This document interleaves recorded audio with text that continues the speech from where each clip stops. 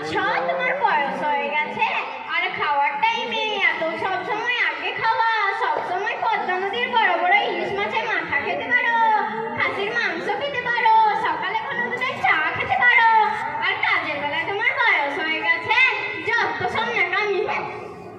বিসমিল্লাহ।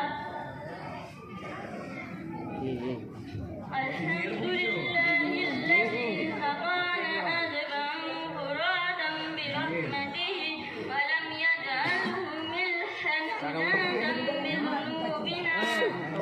উড়ি এদিকে নেই ওদিকে আছে যত সব ঢং। বাপ মুহাম্মদ, বাপ মুহাম্মদ। কি হয়েছে আম্মাজান? এদিকে একবার শোন বাপ। বসেন আম্মাজান বসেন, আমি আপনার সব কথা শুনবো। বলছিলাম কি জানিস বাপ, আজ সকালে তোর বউয়ের কাছে এক কাপ চা চাইছিলাম, তখন তোর বউ আমাকে এক ঝুড়ি কথা শোনালো। আর চাটা নিতে গিয়ে যখন আমার হাত থেকে কাপটা পড়ে গিয়েছিল, তখন তোর বউ আমাকে বললো কিনা এই কাপটা নাকি আমাকেই পরিষ্কার করতে হবে। আমার তো বল হয়েছে বল বাপ, আর কোমরেও দোষ হয়েছে। আমি এই কাপটা কি করে পরিষ্কার করবো বল বাপ?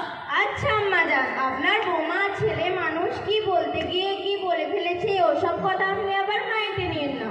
হ্যাঁ হ্যাঁ বাপ বুঝেছি, তোর বউয়ের কথা বলছি বলে তোর গায়ে লাগছে। আর তোর